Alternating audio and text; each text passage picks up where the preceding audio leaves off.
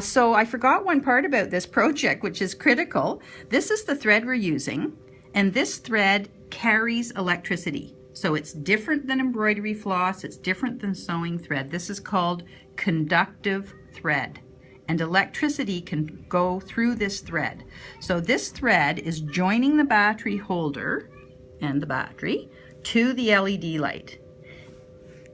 And this connection and this connection have to be done well so the electricity can get through. So here's how we're going to do it. And this is a little secret. I actually don't need this knot. If you have tails and they touch, you'll short it out. That uses up the battery power very quickly. So watch this, and you can try this yourself on a scrap. I'm running the needle inside the felt. See that? It's not showing on that side, and it's inside. So that is actually keeping the tail so that it will not touch the tail. If this was the positive side, it's not going to touch the tail of the negative side. So just watch. This is how I'm starting my work.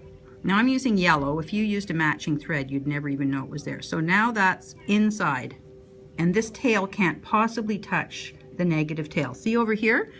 You can kind of see it. There's the tail inside. There's another tail inside. Can you see them? So it's like that. It's buried. And now I'm anchoring. Remember how we anchor? We go all the way down and come back up again.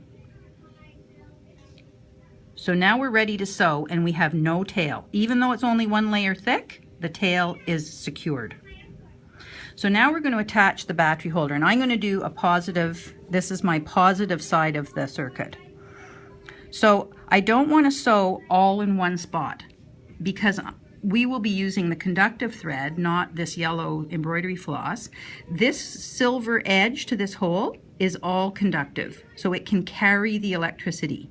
So the more contact between the thread and this silver circle, the more electricity, the more easily the electricity will go. So as opposed to sewing all in one spot, I'm going to start over here on this side.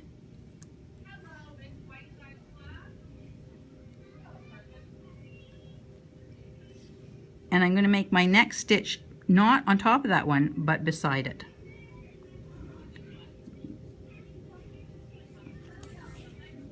And when I get to pulling it down tight, if it tries to go on top, I'm just going to not let it. Now you can actually make that stitch very easily by bending that back a little bit. It's much easier to sort of see where you're going. So you need to take maybe 4 or 5 stitches, and you want to spread them out around that circle.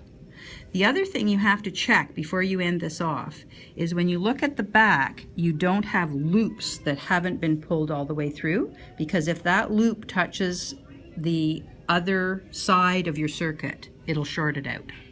So it has to be nice and flat, lots of connection between the conductive thread and the hole. And now we're going to do a little surgical knot to end this. So watch how I do that. This time I'm actually going through my threads. That's how I'm creating the little circle. So I go through once, I go through twice and pull it down till I have a circle. I go front to back once, front to back twice. I pull the knot down. I can actually push it with my nail, and I'm going to run the tail in between the layers of fabric so I know that it will not touch the other side of the circuit. So it's not showing on the back, and it's not on top, floating around on the front. So I know that one's secure and it won't touch the other side of the circuit. And there you have a positive connection.